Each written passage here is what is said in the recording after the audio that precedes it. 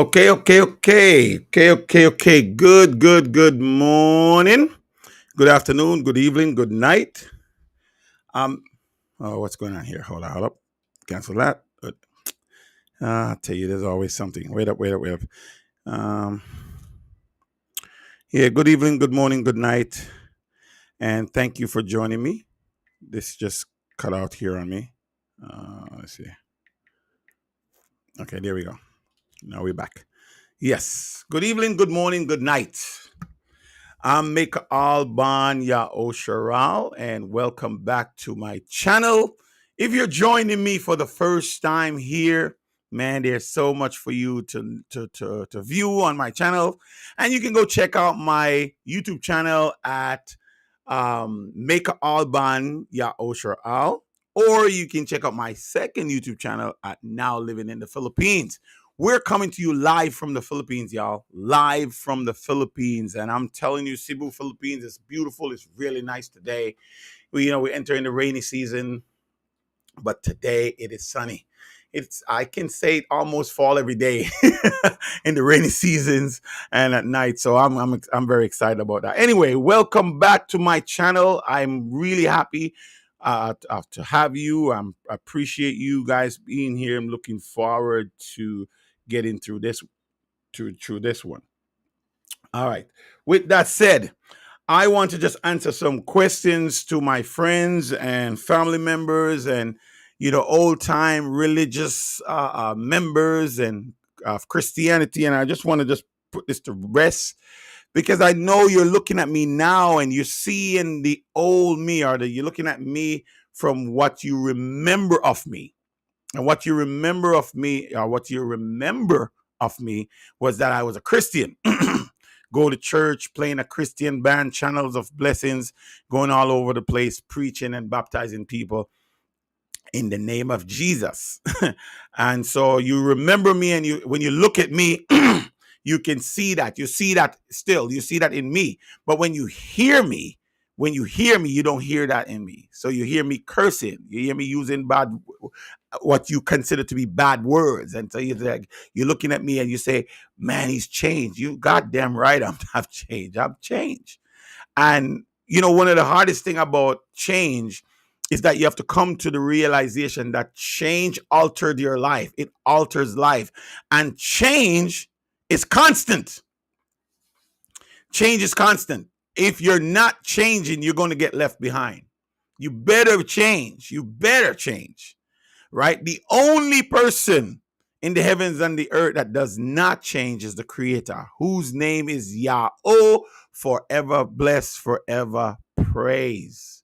And I don't know if you know the name Yahweh or hear me speaking the name Yahweh, but that is the name that is above every other name. Above every other name. That is the name that is at the highest of the highest name in all of the heavens and the earth. It is not Jesus.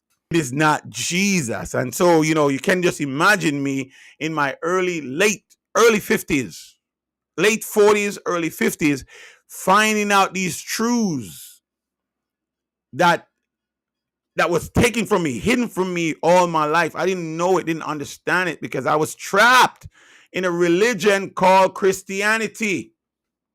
I was trapped in Christianity, ladies and gentlemen. Trapped in a religion called Christianity. And I was a Christian for most of my life. Most of my life, I was a Christian. Go to church, a faithful Christian you can't find. I was faithful.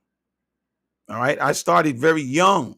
I started having dreams and seeing things and having that discerning spirit woke upon me for a very young age. Led me into church, and I've gone through every facet of Christianity.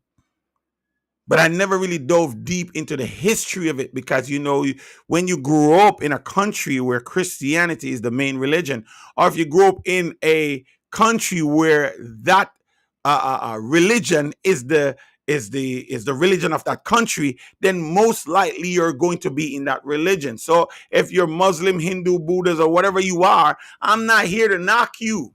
I'm not here to to convince you or to convert you. The Messiah, when he was sent, he said, I was sent only to the lost sheep of Maycha'al. But we know today Israel. But when you look up the word Israel, and when you really dive into that word, you would see that word stem from a triune God, a trinity of gods. The word Israel is a triunity of God, Isra and El. It's three gods in one. And if you really look at the history of these people who call themselves Jews but are not, you'll realize that, man, you've been bamboozled. You realize that you've been lied to. And so once you realize this and once you accept this, then you can't say you realize it. You can't say you accept it and continue down the same fucking road. How are you gonna say you accept it and you continue down the same thing, doing the same thing, praying the same way, acting the same way? Listen to me. I want to know the God I worship. I don't know about you. I don't want nobody telling me about this God that I worship. I want to know him for myself. I want to experience him for myself. I don't want to know him the way people know him. Because when I read in the scriptures, he talked to people. The reason why the Creator don't talk to us from heaven like he used to do is because the people said, don't talk to us. When they talked to Masha, aka Moses, they told Moses, do not let him talk to us. They create for themselves a goddamn mediator. When the Creator spoke to them from heaven, brought them out of Egypt to the wilderness, to the mountain, to speak to them. Build me a sanctuary, he said, that I may dwell among you. He wanted to come down here and be in our midst. Can you imagine that? He wanted to live among us. And there are rules and commands and covenant that we had to follow. And each time we break those rules and command and go away from it and don't walk in the system he has set up, he banishes us and he disciplines us and he tears us down. And then I come up to Christianity and I'm looking, I say, Christianity is nothing compared to what I read. And it's the same God we're supposed to be worshiping. The same God who proclaimed that he doesn't change. The same God who proclaimed that he doesn't alter the words that come out of his mouth. The same God who says his word will not turn to him void. And I'm reading these words and I'm saying, wait a minute, there's some things that are not fulfilled yet. There's some things that are not fulfilled yet. And we are looking to this Jesus looking to this Jesus as the fulfillment of everything, but there's some things that he didn't fulfill. There's some things that is not done yet. And we're waiting for this Jesus to come back to save us from heaven. This white guy with blonde hair and blue eyes. And I'm looking at this, I said, wait a minute. Geographically, the sector where he lived, he could never be a white man. He could never be a white man. And if living in Egypt and slave in Egypt, he could never be a white man working under that sun until from sun up to sundown. It's impossible for a white man to be a slave in the desert working from sun up to sundown.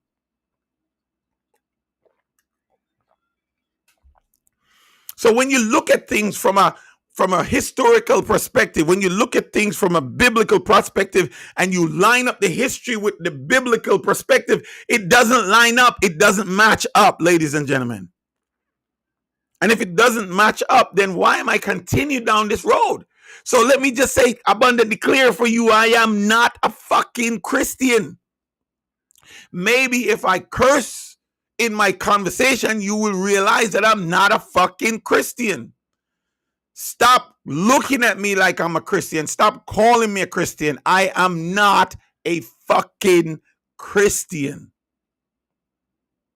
I know some of you are not used to me cursing. Okay, you think it's a curse, but if you really look on the scripture and see what a curse is, we endure 400, 500 years of curse. We know what curse is. Curse are not just some words coming out of your mouth. Curse is just when something happens to you after the word was said. That's what people don't understand.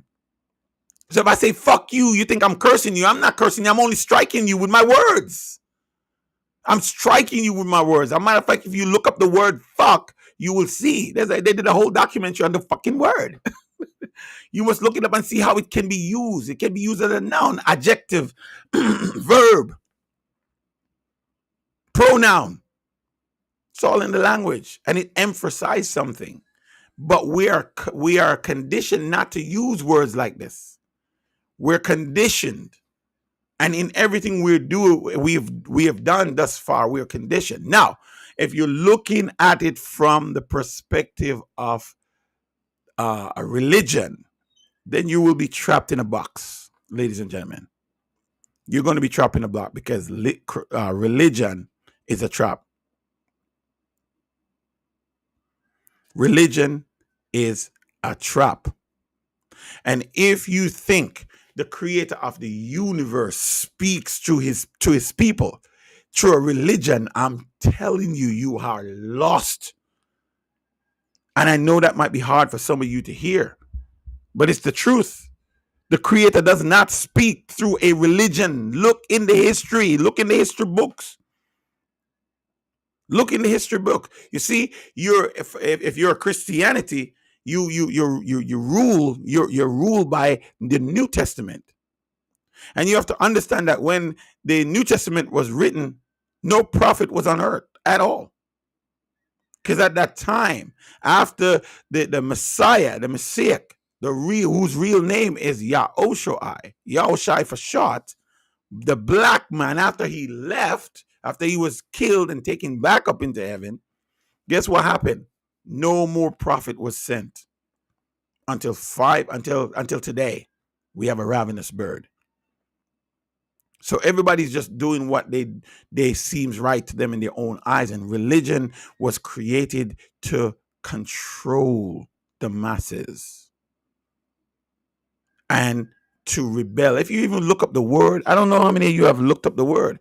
I don't know how many of you have looked up the word in the Bible. If whatever Bible you're reading, how many times, I should ask, I never ask myself this question, because you see, the two major religion that we're trapped, that our people are trapped in, is Christianity and Islam. Let me ask this question here. Let me see if I could Google search this. Let me see if I could Google this and see how many times the word religion is mentioned in the Quran.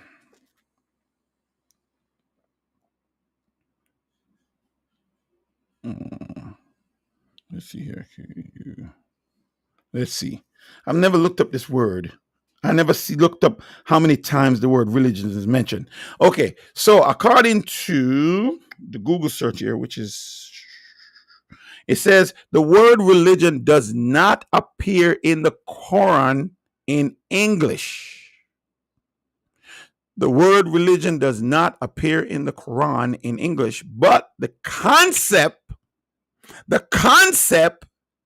is discussed using the Arabic word din, D-I-N, din, which is translated in various ways, including religion, and appeared approximately 79 times. Some interpretations state the word religion or religious concept appeared around 93 times, depending on the translation and interpretation of the verse, as per the last dialogue. Now, I want you to understand this.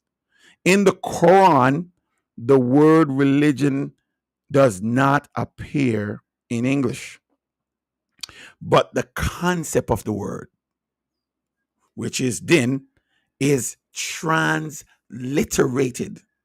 So you can literally say the word religion was never mentioned in the Quran, because it's dependent on a translation. And when you're translating something from one language to the next, certain things are not messed with, like names, cities, and places. Because when you change these things, you lose the essence of the understanding. How many times the word religion was mentioned in the Bible? I know that one because I looked it up. Because if I'm part of a religion called Christianity, then I'm sure it has to be mentioned in the Bible by the creator of that religion. Because we believe that Christianity is the religion. I had a guy on here was talking one day, and he says Christianity He said Christianity was the only religion that Satan fears. The only religion that Satan fears. And I'm like, okay, what is it about Christianity? Why people believe it is the religion, and yet Christianity is the largest religion on the planet. 1.8 billion people believe in some God, some shape or form of Christianity. In my early years of research, I found out that there were over 300,000 Christian denominations, but now they minimize it into 45,000. I haven't done the research again, so I don't know if they changed that again. So there are over 45,000. Let's just say, for argument's sake, for conversation's sake, there are 45,000 Christian denominations on the planet. 45,000 Christian denominations. Is this God confused? Is he confused that he needs 45,000 different ways? And you know, it's crazy because when you read in the New Testament, he said there's only one way to God. Only one, just one, they say. And that's through the man Jesus Christ, the God man Jesus Christ. So Jesus Christ is confused. He has 45,000 different roads to lead to who? To him? Because if there's only one way to God, and that's through the man Jesus Christ. If there's only one way to God, and it's only and that's through the man's real Jesus Christ, that means all the 45,000 Christian denomination is leading to Jesus Christ. Because if he's the only way, that means all the 45,000 is just a channel to the one man. So if you were to really look at it, you can't focus on the 45,000, because I'm telling you, the 45,000 Christian denomination is not in agreement.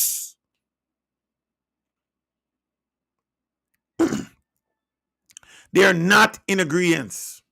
They don't believe the same things. They don't believe in the same ways. They don't believe in the same worship. But they claim to call upon the same one man, Jesus, who gave them the one way to the Creator. And so you can't even focus on the religion itself, because the religion will confuse you. So if you're focusing on the man Jesus Christ, if you're just focusing on the man Jesus Christ, where has he led you thus far? Because if you look at the man that you claim to worship as God, if you look at him and look at your religion today and look at what you're doing today, you will see that it doesn't match. And when I read the scriptures, even though I know the truth now, I didn't know the truth then. I didn't understand the truth then, but I know it now. Just from then, I was asking questions. I said, wait a minute, are we not supposed to be disciples of this man? This God man? But he walked and leave us an example how we should follow, what we should do. And we don't do nothing. Nothing like him. We don't do nothing. You've been to church? How long have you been to church? You've been giving your tithes. Have the church ever done anything for you, really? Have you ever been in need and go to the church and see the freaking shit that you have to go through just to get some help? You ever see church giving out things and taking care of your life and making sure that your kids go to good schools and make sure you can pay your bills? The church's supposed to serve you, not the other way around. The kingdom of heaven serve the subjects of the kingdom. That is the major message that was taught by the man. But you have to understand, ladies and gentlemen, that the message is taken from the true man, the true image, and put into this white guy with blonde hair and blue eyes, and dressed up into a garb and fed to you. And nobody's asking questions. And this God man that they claim, Jesus, his ultimate goal is to bring you to the Father. Isn't that his ultimate goal? Even from a religious perspective. And he tells you he does nothing by himself. Can't mash an ant by himself. He can't break a twig by himself. That everything he did and everything he does is what the Father tells him to do. He told you that the Father alone is God. He told you that out of his own mouth. He told you that he was not sent to the entire nation of Israel. We don't know that Israel is not those people. He was sent to the brokenhearted. He was sent to the downtrodden, the fatherless, the widows, the slaves. But not everybody would listen to him. That's why he made the statement, I was sent only to the lost sheep. He wasn't sent to the Pharisees, the Sadducees, the Far-to-see, and the Sadducees, the Sanhedrin, the teachers of the law, now scribe. He wasn't a scribe. He wasn't a Pharisee, Sanhedrin, teachers of the law. But yet, he taught Masha, aka Moses and the prophet. He even told them, he said, y'all don't believe in Moses? Y'all don't believe in Masha? If you believe Masha, you'd believe me, because Masha wrote about me. They didn't believe. And that's why he called disciples to take his message to his people, to the lost sheep, not to the world. You see, we are given alternative experience from a writer. That's why they say the gospel according to John, the gospel according to Mark, the gospel according to Luke, according to Matthew. They're giving you a perspective so that you can see this man for what they're projecting you to see it, but not from what the man himself is projecting you to see, because his words and his image were taken. So this Jesus, believe it or not, accept it or not, like it or not, this Jesus you bowing down to, this Jesus you worshiping, is the false antichrist that was to come. I know that sounds crazy, sound blasphemous, it sounds weird just even saying it, because I spent so much of my life believing this shit. But he is the antichrist that was to come. He's the one that deceived the world. And I know it seems crazy. I know it sounds crazy what I'm saying, but if you really pay attention, that's why you got to put things back in its proper perspective. If you stay in the religion, you would want to stone me. You would want to kill me. And why wouldn't you? You believe this in your whole life, and now here's somebody coming and telling you that what you've been believing your whole life is not the truth. That is hard to accept. It was hard for me to accept. I remember the first time I heard the word that God is not a Trinity. I read it in the Bible, but I was so brainwashed into religion that I look at the triune God, one in three person, and you know it's only mentioned one time. It was mentioned, I think it's John, in the book of John. Paul mentioned it, I believe. Wait till a tree that bears record in heaven. And he says, the Father, the Son, and the Word. And these three are one. And so people listen to that and they take that and they run with it. And then Matthew 28, where it says, baptize in the name of the Father, Son, and the Holy Spirit. And they take that and they say, there's three. You see, when you baptize, you're supposed to baptize in the name of the Father, Son, and the Holy Spirit. Tree that bear record in heaven. And you don't look up and you don't do any research on those two scriptures, because you see what? You weren't taught to question anything. You weren't taught to question anything, ladies and gentlemen. Because if you question it, then you have no faith. If you question it, then you're wrong. You weren't taught to question anything. I'm telling you to question everything. I'm telling you to question everything, because the Creator himself said, taste and see that I'm good. In order for you to taste something, you got to put it in your mouth. You got to experience it with your touch, your eyes, your ears, your senses. You got to taste it. Put it to the test. I put things to the test. If there's a God in heaven, I want to know. Do you have a name? I want to know it. I want my own experience with you. So I had to go back from the beginning, because guess what? Everything you were taught, everything you know, everything you possess was given to you, even if you work it hard, even if you think you work hard for it. It was given to you by the Creator. You have it because he allows you to have it. So you can work hard. How many people are here working hard every day and still can't make ends meet? Right? Because the Creator have not opened the door for that. He has not put you in the right place. Maybe where you are is not where you're supposed to be. And if he blesses you there, you'll stay there. And he wants you to move. When you plant a seed in the ground, it doesn't stay a seed. It has to die and break up. And then it starts to shoot. It doesn't stay one place. It moves. I'm telling you to question everything. If your religion is stagnant and it's keeping you one place, I'm telling you, in trouble. And so I got to go back and do some research. I got to match history with Bible, because biblical history is true history. So who am I? Because most of you claim to be my friend. You never ask me the questions. You never ask me why I believe what I believe. You've never asked me to give an account for why I believe what I believe. You never ask me. You just judge me. I'm with some cult. I sold my big house. And I got rid of my businesses, and I left my job, and I said goodbye to my friends to come be a part of a cult. So y'all think I'm a part of a cult. Yet I can stay in my own office and talk to you for hours. But I'm in a cult. I can stay in my office and speak to you about my belief system, but yet I'm in a cult. I lived in my own house, drive my own car, ride my own motorcycle, have my own bank account, yet I'm in a cult. I'm brainwashed. I'm lost. Come on, ladies and gentlemen, be real. Be real. When you believe something, that's why when you believe something, ladies and gentlemen, you have to be willing to give up everything you have for that. You die in your belief, but you also live in it. And when I believe with everything, because I'm not afraid to fail. I'm not afraid to say I'm sorry. I'm not afraid to start over. As long as there's breath in my body and I can move, I can start over from scratch.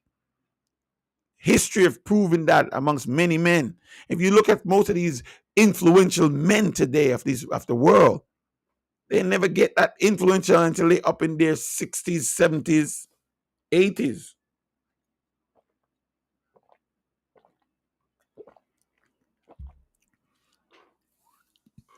You can start over. Don't be afraid to start over. Don't be afraid to question everything.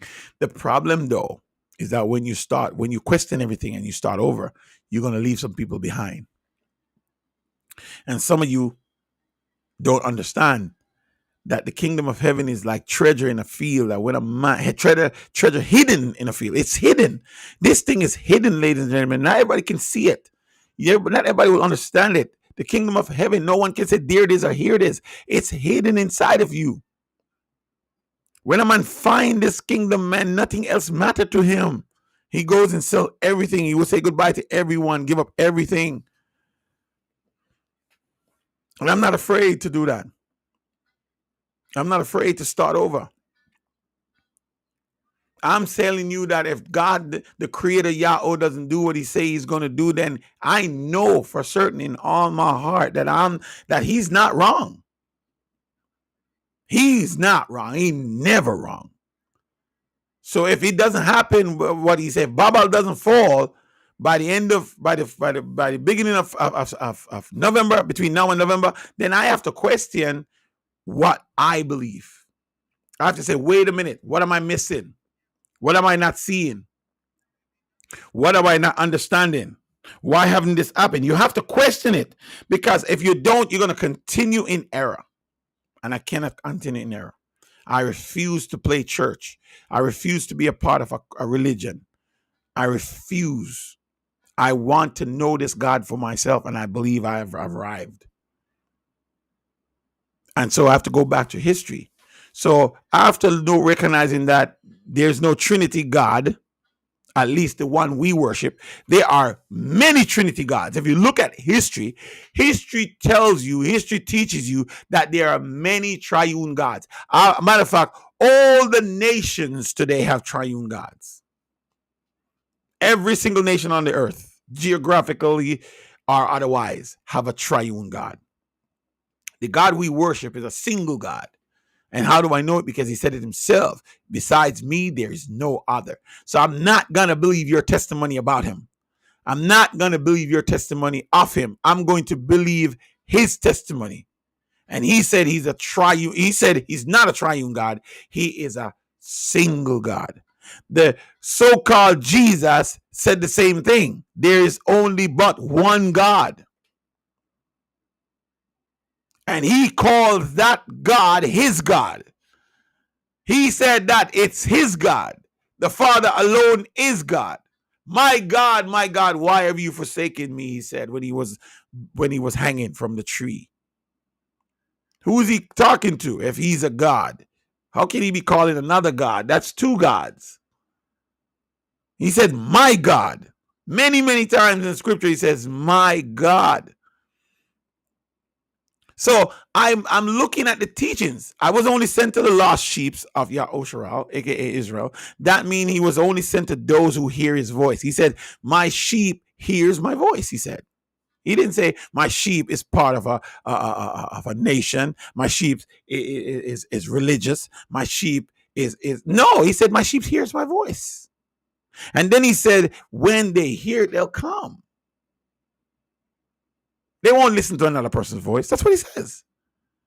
And if you look through the scriptures, all through the scriptures, the Creator always talked about his voice. If you obey my voice indeed and keep my covenant, then you shall be unto me a peculiar treasure. That's what the Creator says.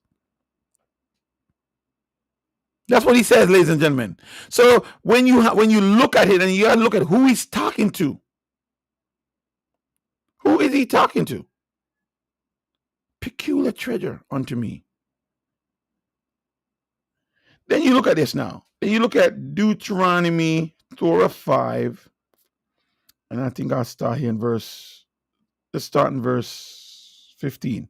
So since you saw no form and any kind on the day Yahweh spoke to you out of the fire of Horeb, be careful that you do not act corruptly and make an idol for yourself of any form or shape, whether in the likeness of a male or female, or any beast that is on the earth, or bird that flies in the air, or of any creature that crawleth on the ground, or fish that in the waters below.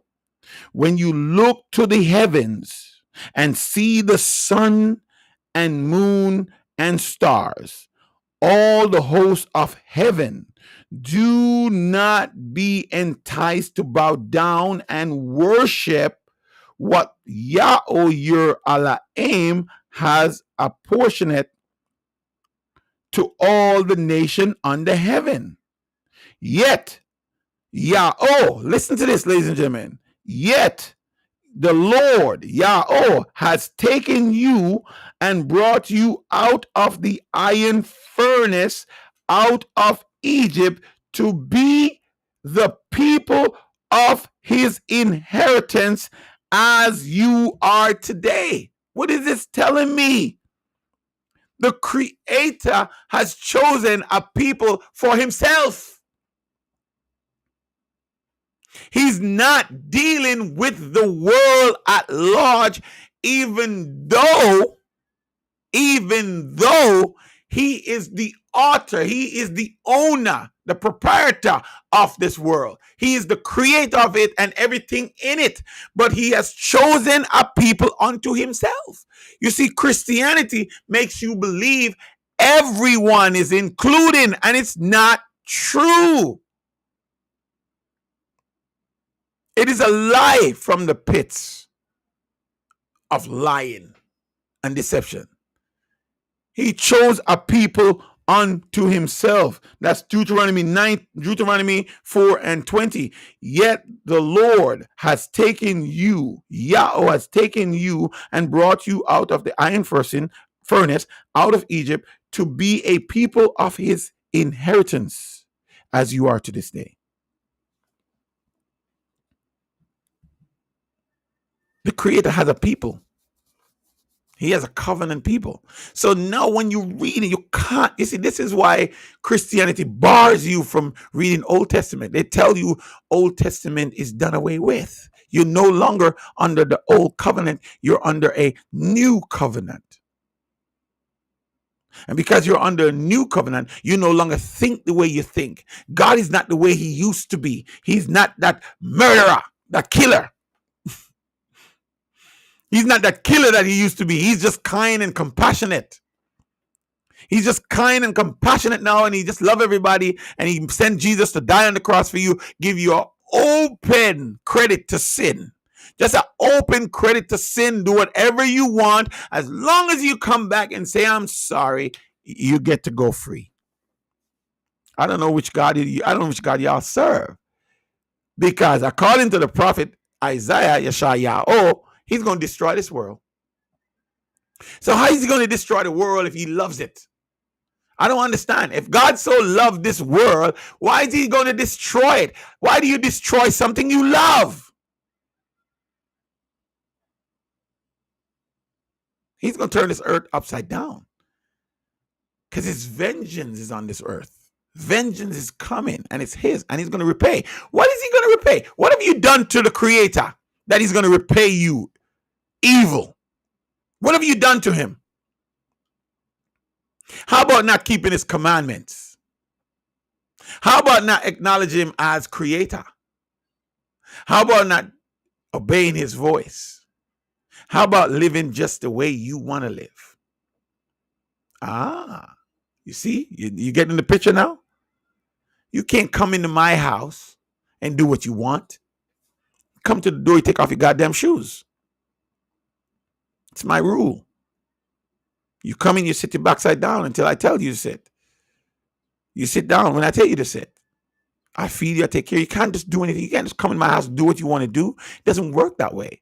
What if you come into my house and you want to take it over? What if you want to take my wife? What if you want to take my children? What if you want to take my money and my car and everything? You have to be better than me. You have to be stronger than me to push me out. You see what you get where I'm coming from? You don't think I'm just going to let you come in and take my stuff? I got to be willing to die. I got to be willing to die for it. Because what's the sense? So the Creator owns the heaven and earth, and he sets the laws. And he said how things are supposed to go, and you want to do what you want to do and disobey him and don't acknowledge him and think he's just going to sit back and make that, okay, you're good. No, ladies and gentlemen, there's a wrath coming, and it's here. You think all these flooding and all these forest fires are happening just out of the blues at a scale that's never been seen before? You think it's just happening just like that, just for no reason?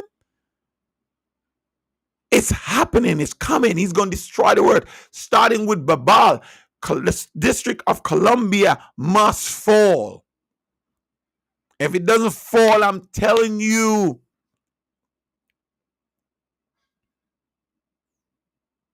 then I had believed in vain. I had believed in vain. And I'm in error. I believe it's going to fall. I know it's going to fall because he said it's going to fall. And we're at the right time according to the biblical history. We're at the right time for this to happen. And so, if you are religious, I'm telling you, you don't know the God of heaven because he does not speak through a religion. He never mentioned the word, ever. You will never find the word religion in the scriptures, in Gabari. You can't even find it in Old Testament.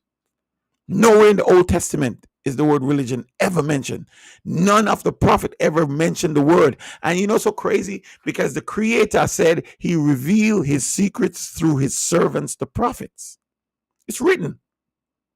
So any secret that you want to know about the King of the universe, blessed be his name, Yahweh, forever praise, he gives it to a prophet. So if you don't have a prophet among you, you don't have truth.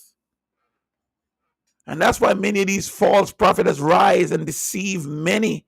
And how do you think they do it? Through religion. But who controls your religion? How was your religion created? Where did it come from?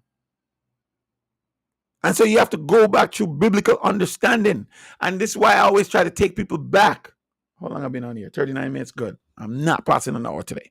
This is why I like to take people back.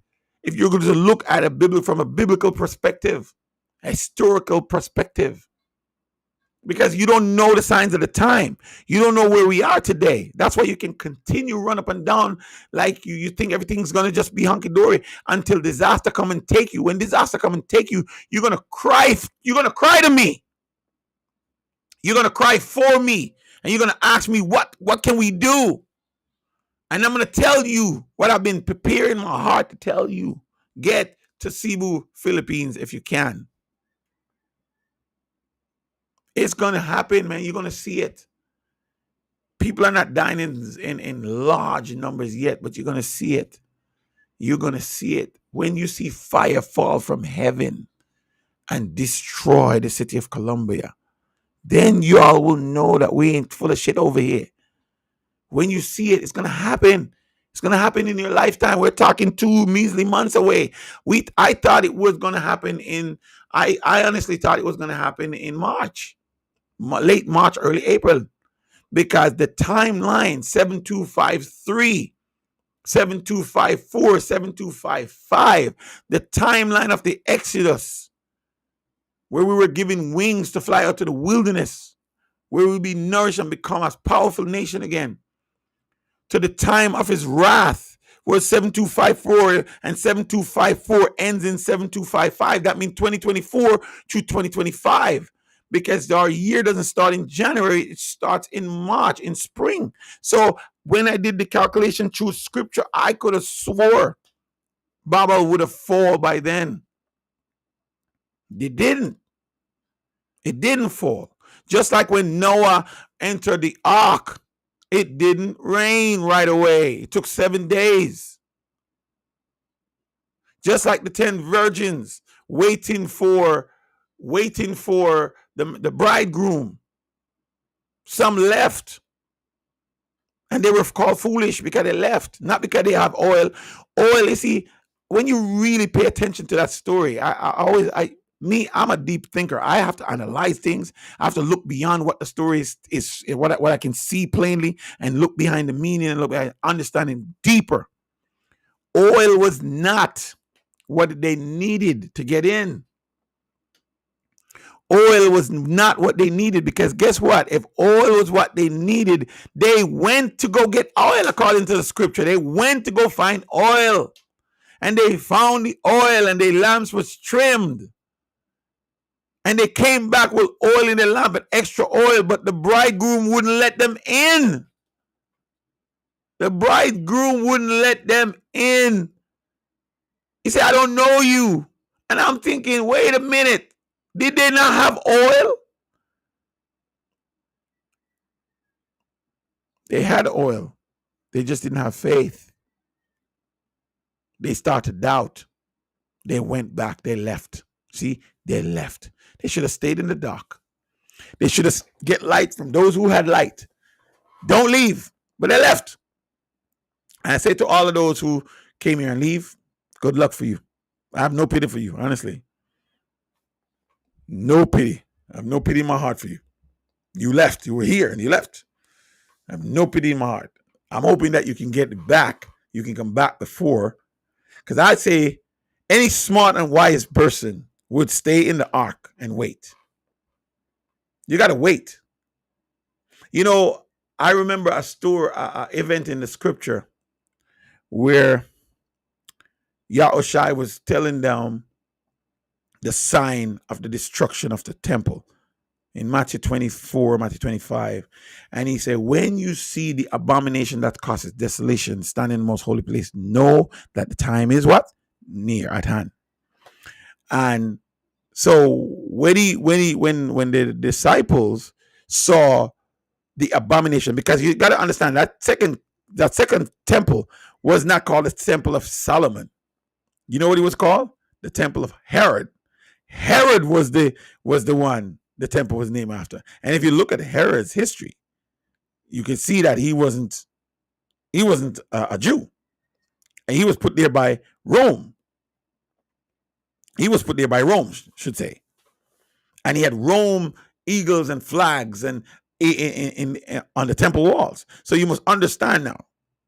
That was the abomination that causes desolation.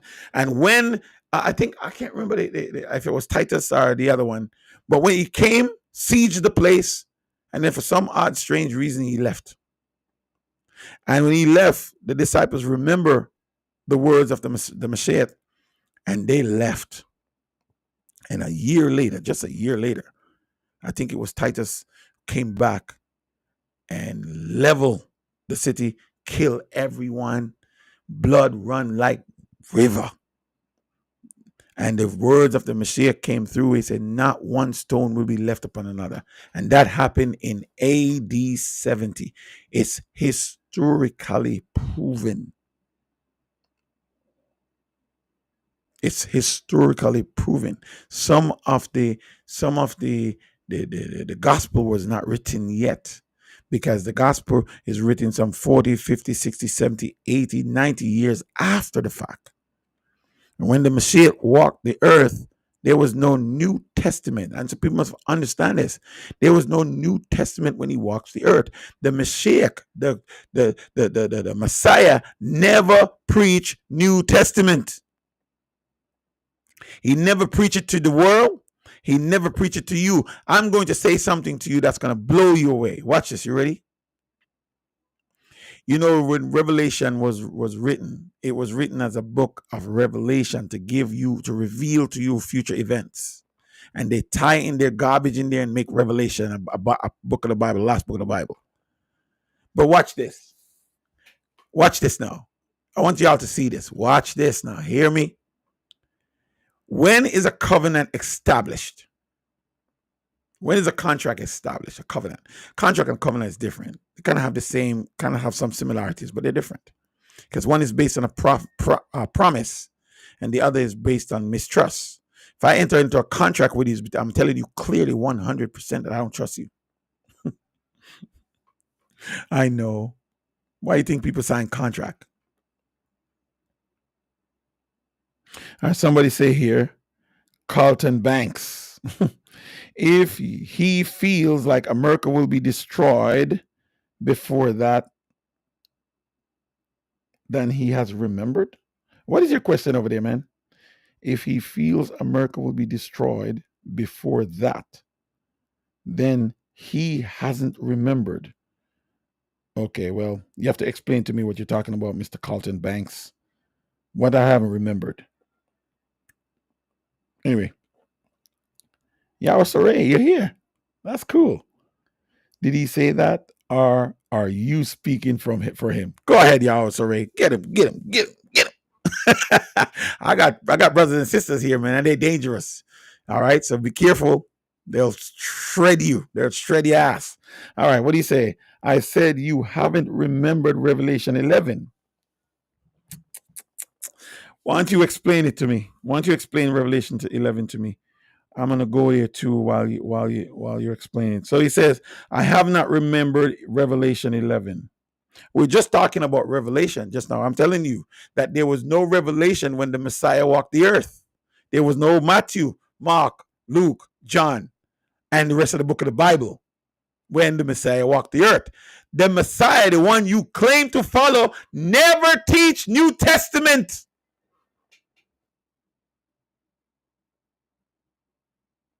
Never teach New Testament. So if I'm to walk in his footsteps and follow in his footsteps, why am I teaching New Testament? The Messiah quotes from the Old Testament, the Psalms and the prophets. So why am I teaching New Testament? Come on, man. You see? Revelation 11. Let me see what this brother is talking about here. So I was saying to you, when is a covenant ratified? Because most of you don't know. Most of you think you know, but you don't know, because you were told that a covenant is ratified at the cross. Because that's what Paul told you. That a covenant is ratified at the cross. Look anywhere in scripture and see where anyone died on a cross for a covenant. They die on an altar. All sacrifice was made on an altar, not on a cross. So that means the Creator changed. You get where I'm coming from, Mr. Carlton? Carlton Banks, I know all about Yahoo and your community still support Revelation and Matthew. Of course we do. I do. But it's, you see, Revelation and Matthew, the type of revelation that we support and the type of Matthew is not what you're seeing now. Because this is not the real Matthew written by the real Hebrew. All right. You have to look at we support the Hebrew Matthew. So you have to look and see. And here's how we match this up, Mr. Carlton, who knows all about our community. Here's how we match this up. It has to match up with Thor and Thayota. See, if it doesn't match up with the Old Testament, we cannot accept it. Because you have to remember, these are books that's written way after the fact. And like I'm telling you earlier, that the Creator never mentions anything about New Testaments. And the Mashiach never taught it. There was no New Testament. He said, I did not come in my own name. He said, that's number one. He said he doesn't do anything on his own. That means he doesn't teach his own doctrines. He doesn't teach his own thoughts.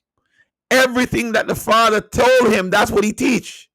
So he has to speak the Father's words. So any words that doesn't match up with what the Father says, any words that is spoken that does not match up with the spoken word of the Creator is to be thrown out.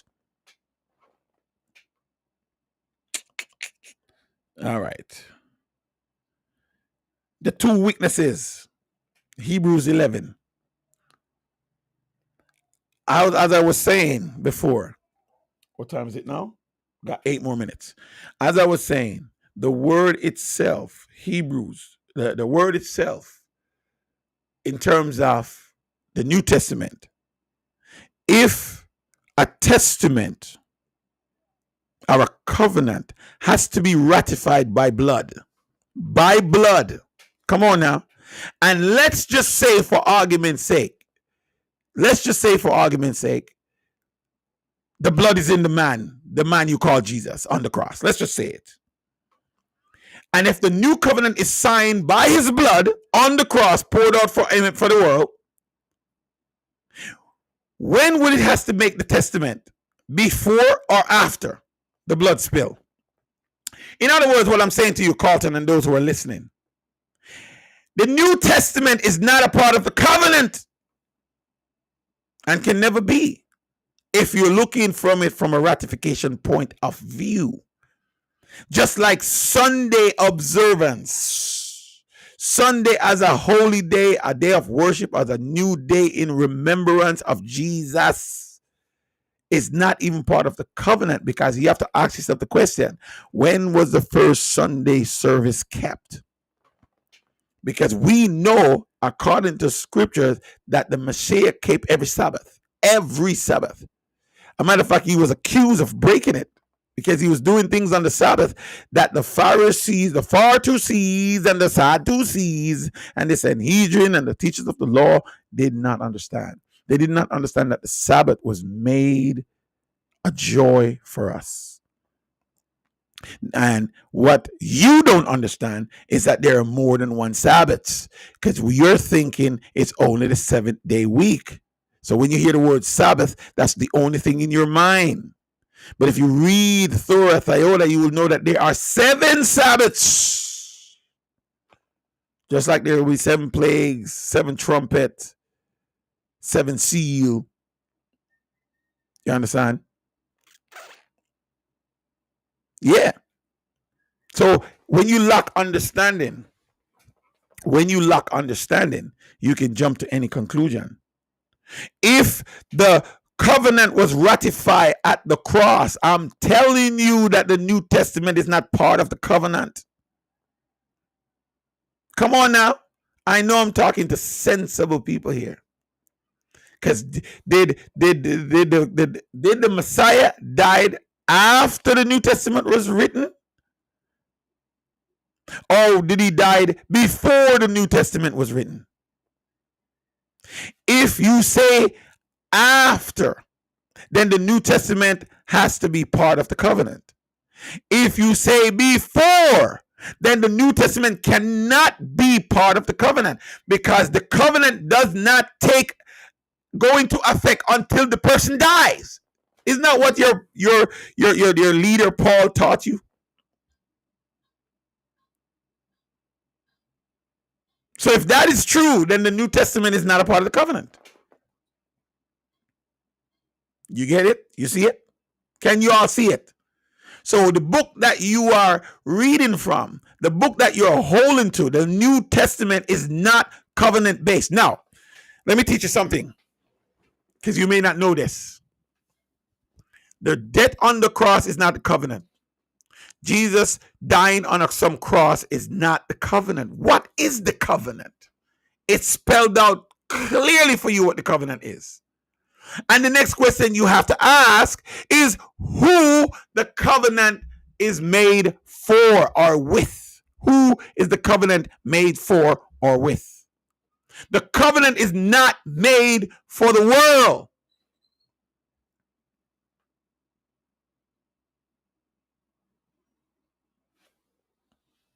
You heard me? The covenant is not made for the world or with the world. The 10 Commandments, the laws, and the testimony are not given to the world, nor are they for the world. They're given to a selective group of people. And that selective group of people is what the Messiah was sent to, is who the Messiah was sent to. But Paul told you that all of Israel is going to be saved. How can that be? When the Messiah tells you point blank, he was only sent to the lost sheep of Israel. So if he was only sent to those who are lost, what about those who think they're already saved? What about those who didn't accept the message or hear his voice? How can you say everyone will be saved? No, it's lies. And that's because you don't know who Paul is, and you don't know who the creator of the heaven is. The unchangeable creator whose name is Yahweh.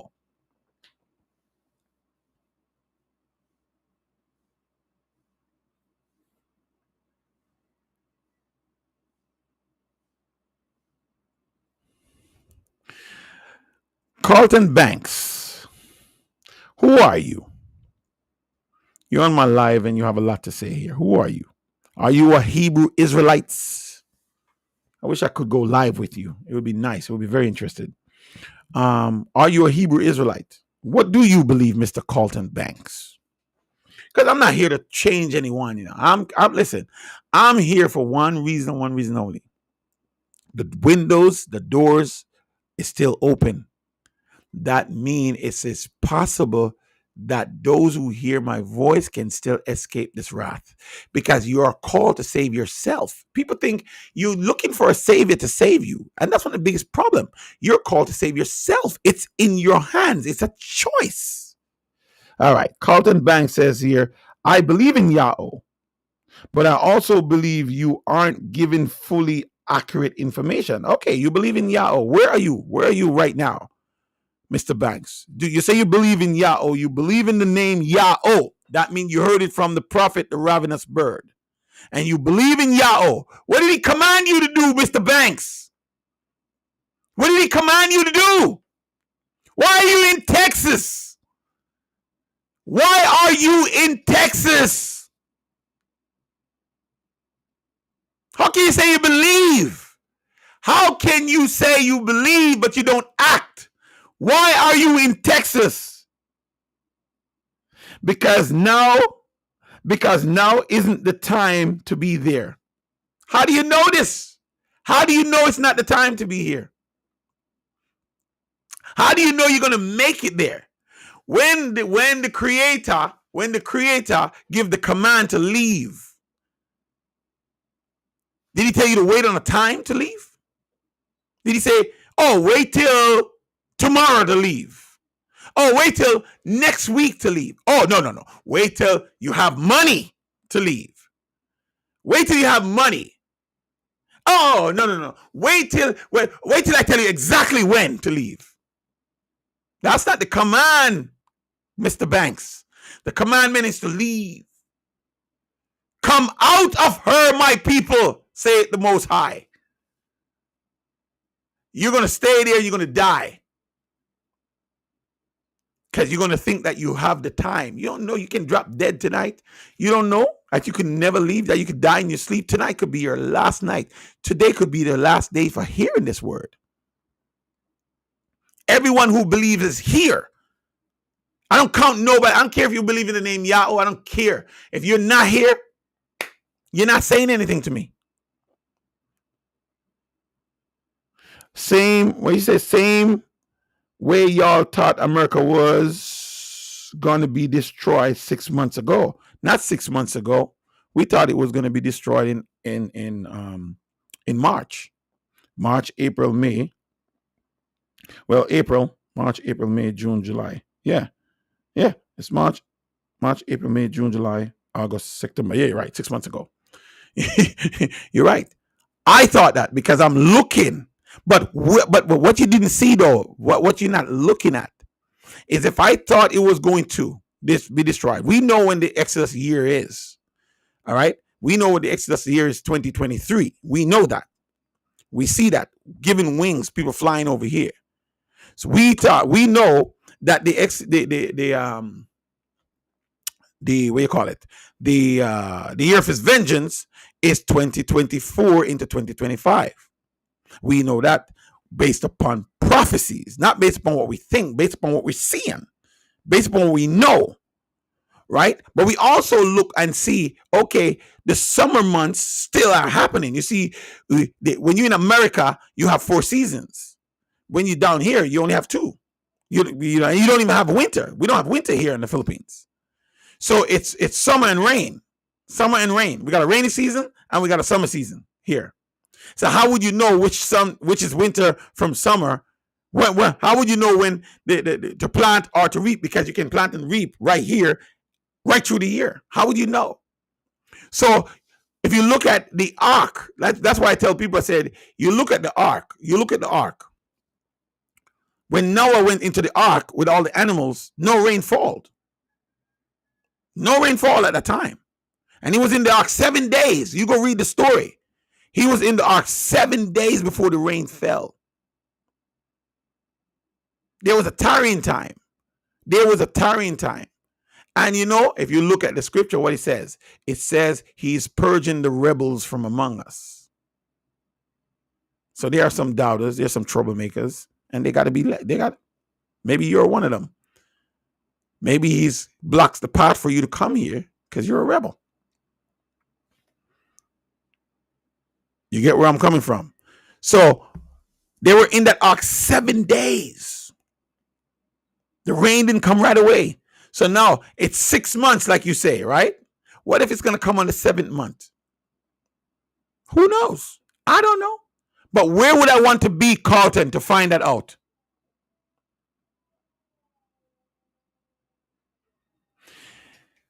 You see, now you're going at 144,000. If a remnant is going to be saved, he can't bring 144,000. How many men did he use to free the nation through Gideon? He used 300 men. I don't know the plans of Yahweh. He don't sit down and talk to me about these things. I only know what's revealed. Now I know for certain that if Babel doesn't fall by the end of October, November, I would have to question some things. But I don't want to question it in Texas. I want to question it here. I'm way over my time. I'm 4 minutes over my time. I didn't want to go an hour, past an hour. But anyway, listen. If I'm wrong, I'm wrong. I can admit that I'm wrong. But guess where I want to be wrong? I want to be wrong right here in my bar. If I'm wrong, I want to be wrong here. And I'm telling you the truth. If I'm wrong, I'm still not coming back to America. I'm done with that place. Even though I have 6 children over there and 6 grandchildren, my mom, brothers, people I love, I'm done with America. Why would I want to live in this place? If the creator don't destroy America and its allies, he have to apologize to all the cities that he destroys, all the people that he made a stink, a stink, if I say that word right. The Amorites, Amalekites, the Hebites, all the people that he killed, all the people that he got rid of, Sodom and Gomorrah that he burned down, Nineveh that he burned down, he has to apologize, I'm telling you. If he doesn't destroy, because that's the embodiment of sin. America is the embodiment of sin. All the laws they make goes against the laws of the Creator. All the laws, and treating us, the people of the covenant, with such disdain, even to this day, redlining us. Look at what Trump is doing, making America great again. Come on, man. I don't want nothing to do with America. Nothing at all. I'm only on here to win as many people to this side as possible. And I'm looking for those who can trace their lineage through the transatlantic slave trade. And for those who are not, if you can't trace your lineage through the transatlantic slave trade, then I say to you, go read Isaiah 56. Isaiah 56 have your answers. If you love the name Yahweh, to be his servant, to keep his covenant, keep his Shabbat, then you have a chance. And like I said, y'all gonna wait. Y'all gonna wait.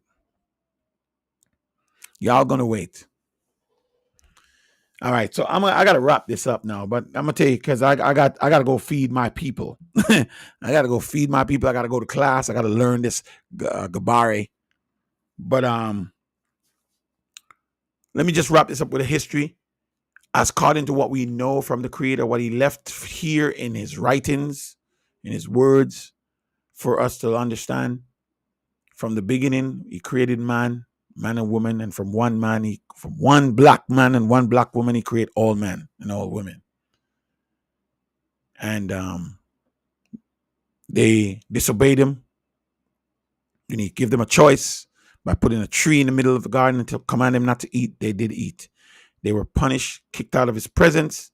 The world began. Not one human being was born in the presence of the Creator.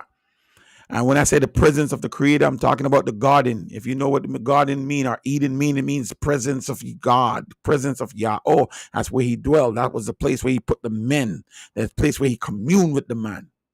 And when he kicked them out of the garden, all the children were born outside the Garden of Eden. Adam and Eve was the only 2 human beings that entered the Garden of Eden.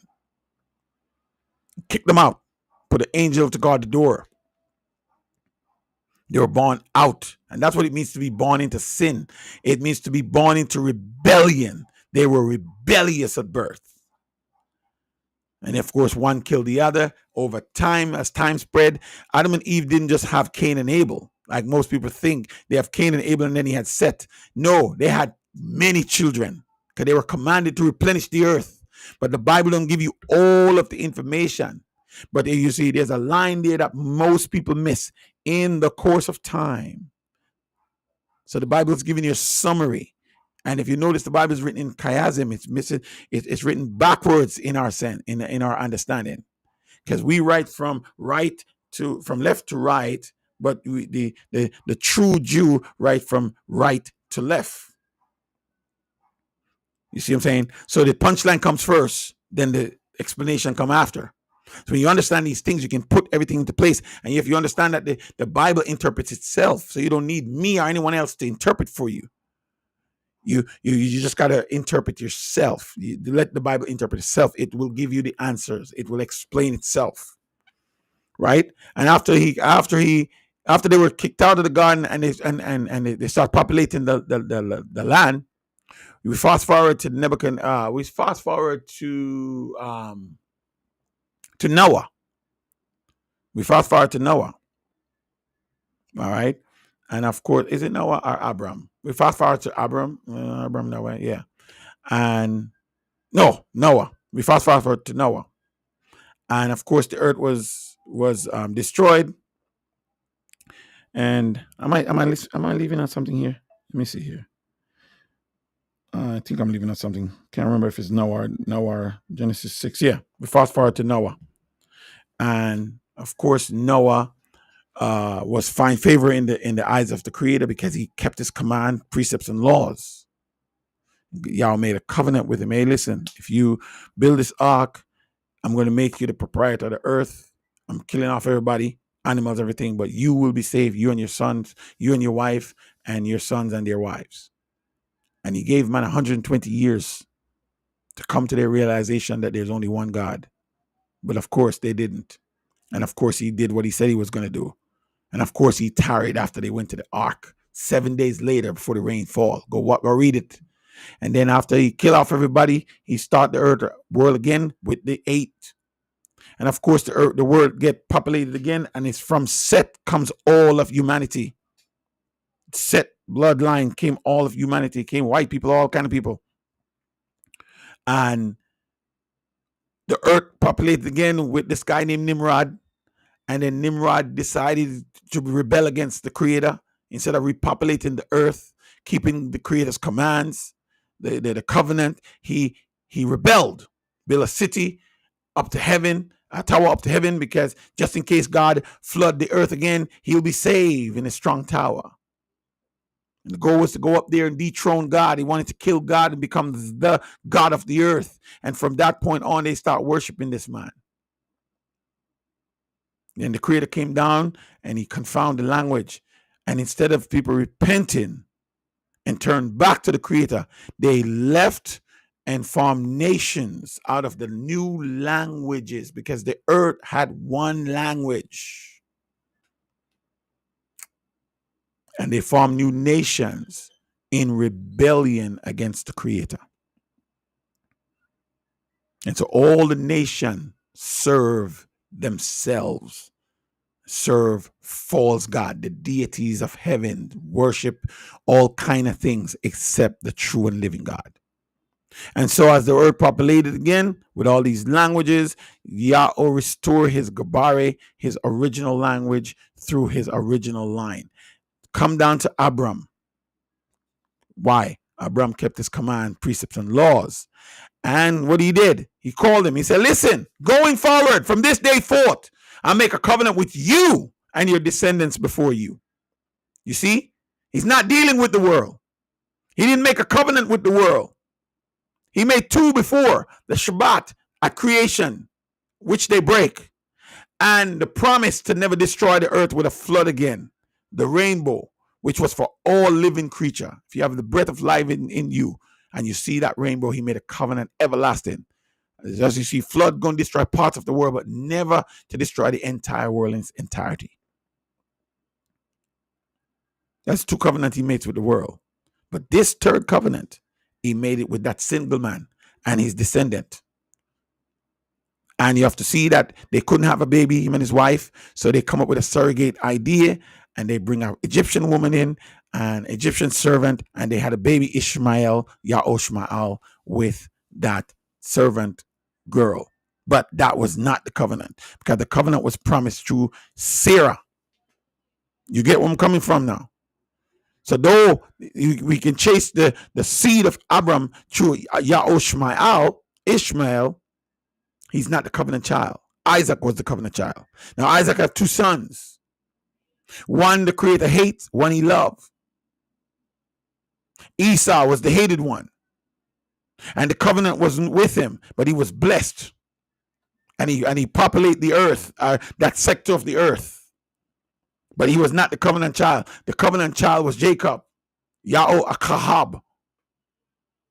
and his blood and his children. He has 4 boys, He has 12 boys with 4 different women, and they become the 12 tribes of Israel, aka Israel. Ya'osharal is the true name. Israel, when you hear that name, you're looking at someone else. And he becomes, and so when Joseph went down to Egypt, Yahweh went down to Egypt, he had 2 sons. And the father, when he came to Egypt, he adopted those 2 sons as his. And that's why you have 13 tribes instead of 12. Joseph is not mentioned among the tribe. Joseph is Joseph's inheritance, his children now. You notice there's not a tribe of Yahusap, a tribe of Joseph, not mentioned among the names. And then Lois, us, my line, my family line, the priest was taken out and becomes the separated unto Yahweh. And so that's why we still say 12, but it's actually 13, because the tribe of Loe is dedicated unto Yahweh for his purpose, to serve at his altar. So there are 13 tribes, not 12. And throughout that time in Egypt, they had peace until the Egyptians decided to make them slaves, just fulfilling what the Creator said way before. Your children will be in a land not their own, they'll be enslaved 400 years, and after the enslavement they will come out with great possession and so on and so forth. And that they did. We see the enslavement, we see what happened. And then they went into the wilderness to make a covenant with the Creator. And he made a covenant with them, and he told them, if you obey my voice and keep my commandment indeed, then you shall be unto me a peculiar treasure, a peculiar people. Though all the earth is mine, you will be my people. So what happened to the rest of the world? Oh, he said it. He said, all the earth is mine. All of the earth is mine. All people is mine. But I'm choosing you unto myself as a peculiar people. And I'm going to deal with the world through you. I'm going to speak to the world through you. I'm going to reveal myself to the world through you, because he made a covenant with us. And of course, you look as time goes on, you see we break the covenant, and he had to do some bad things to us.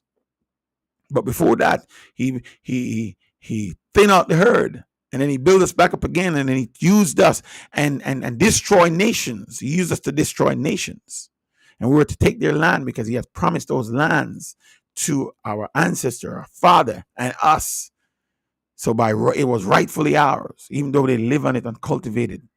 And it was promised that we would live on lands that we did not buy or inherit. And we will live in houses we did not build, and eat grapes we did not plant. And that was what was coming. And for a while we destroyed these nations, and he was going to use us to destroy all of the nation and rule the world through us. But what we did, we rebelled against him, we turned our back against him, and finally leading up to when we got scattered into Africa and incorporating ourselves into Africa. And then the Africans sold us into slavery. Don't think the white man came and conquer us. No, that's not what happened. The white man didn't come and steal us, like history tells us. White men come and steal us. You think they could just come into Africa and just steal us? You saw Shaka Zulu, man. You see Shaka Zulu? You didn't see Shaka Zulu? You think they could come and steal us? No, we were sold. We first sold ourselves, and then we were sold by Africans. That's why you see that Africans and Americans have this thing. There's a rift between us. Africans, Jamaicans, Africans, Caribbeans. There's a rift between us. You don't understand why. There's a almost kind of a hatred between us. And yet we're brothers. We are actually brothers, because if you look at the line and the lineage, Africans are our brothers. But not brothers of the covenant, but brothers of the blood from our father Abraham. From our father Abraham, coming down through Isaac, coming down through Esau. So we're actually brothers. And they sold us. Africans sold us into slavery. And if you look at Daniel 2, the dragon's power was disseminated, and this is where Revelation comes in, into 10 kingdoms in 476 AD. Rome becomes 10 nations. And if you look at those nations that it became, have everything to do with the enslavement of our people. If you look at the prophecy in Daniel 2, in the time of those kings, a rock was cut out of a mountain, but not by human hands. And it hurled and it hit the statue at the feet. So symbolically, that rock is the meteor coming from heaven, a comet coming from heaven, struck in Babel at its feet, at the center of power. You think the center of power is the head, don't it? You think the center of power is the eyes and the hands and the mouth.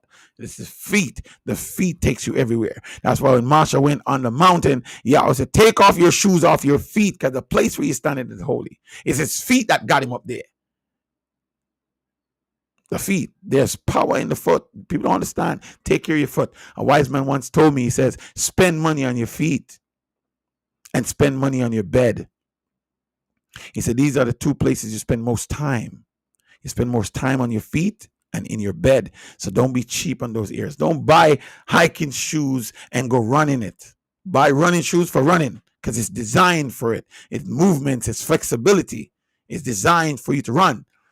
Water boot is designed for you to wear it in the water. Hiking boot is designed for you to wear it hiking. So take care of your feet. Treat it with respect. Go get a manicure, pedicure, get a massage. Treat your foot with respect, because if you take care of your foot's gonna take care of you. And that goes for business. It's like business. If you just look at business like a body, when you go into the shower, how well do you wash your feet? Do you spend time on your foot? We use the foot to wash it each other sometimes in the shower. We wash it on the bathroom floor, But this feet. Right?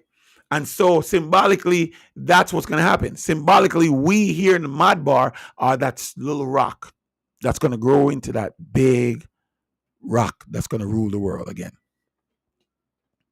But for that to happen, Yahweh has to do what he says he's going to do. He has to destroy the leading power of this world. He has to. We'll never truly be free until that place is destroyed. The center of power. How are we going to be free when someone rule over us? Who still owns everything? Who owns all the silver and the gold? Who's control lock up all the silver and gold? Who owns all the money? Whose faces and inscription are on the money? Caesar still owns it. And that's what the Messiah said, give unto Caesar that which is Caesar's, but unto Yahweh what is Yahweh. And we decide to leave Caesar's palace and we decide to come here because we believe, because we understand. Ala lo af Yahweh ala eno. Kakabola Yahweh ala eno. Toda la Yahweh ala eno. Kosa Yahweh. Wa'al tatan nakalapa nakarapa la Maycha'al bam goem lama ya amaro bagamem ala eham. Why should the people say, where is our God? Why should they say, where is our God? Have pity on your people, Yahweh, and bring forth your words like you say you're going to do, and let them know that your name is Yahweh. Let them know that we have a prophet amongst us that you call, who is the ravenous bird. Crush, Mabain, Ha, Malach. Let them know that we are your covenant people. Because until then, we're just an image in their eyes. We're just a speck of nothing. Until then, your name is not strong in their minds. Until then, you're not who you say you are. And we are not who we say you are. And we are not who we believe we are. Show them, reveal to them that your words is true and that you are who you say you are. and that your word would not return to you void. And we are your people, and we come here in hopes of that. We come here to prove that to ourselves. Shalom.